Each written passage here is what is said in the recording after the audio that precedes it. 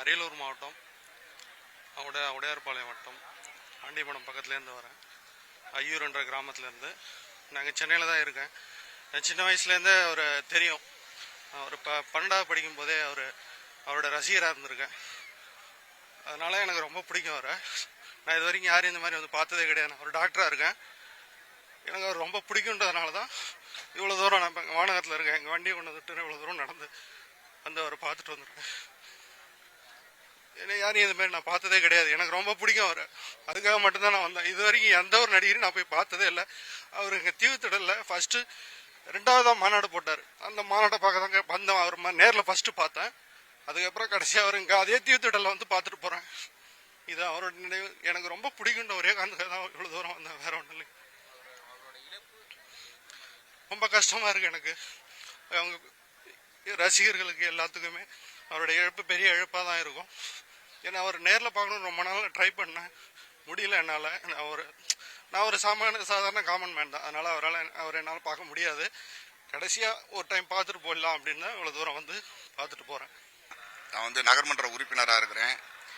நேற்றைய தினம் தான தலைவன் தங்க தலைவன் கேப்டன் அவர்களுடைய மரண செய்தி கேட்டு கழக உடன்பிறப்புகளும் அறந்தாங்கி நகர பொதுமக்களும் மிக வேதனைக்கு உள்ளானோம். அது சமயம் நேற்று அங்கிருந்து நாங்கள் கிளம்புறதுக்கு முன்னாடி ஒரு 20 இடங்களில் ஃப்ளெக்ஸ் பேனர் வைத்து அனைத்து கட்சி சார்பாகவும் அந்தந்த கட்சி, அதாவது ஜெயலலிதா, கலைஞர் இவர்கள் கூட வைக்காத ஃப்ளெக்ஸ் பேனர்கள் அனைத்து கட்சியிலையும் ஃப்ளெக்ஸ் பேனர்கள் வச்சு மிக வருத்தத்தை தெரிவிச்சுக்கிட்டாங்க தொலைபேசி மூலம். நாளைய தினம் காலை 10 மணிக்கு அறந்தாங்கி நகர கழகத்தில் அனைத்து கட்சி சார்பாகவும் வர்த்தக சமூக நண்பர்களும் பொதுமக்களும் ஒரு 3 கிலோமீட்டருக்கு மௌன அஞ்சலி செலுத்துறதாக செய்தியை கொடுத்துட்டு நாங்கள் நேற்று நைட்டு இங்கே வந்திருந்தோம்.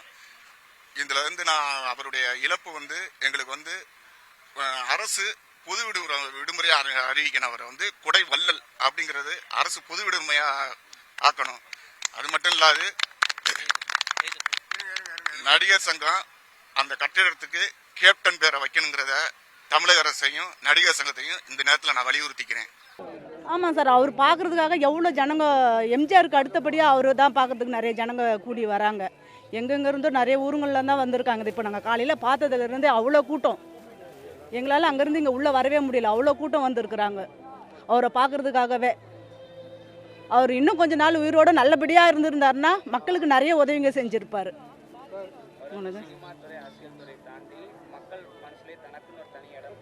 ஆமாங்க.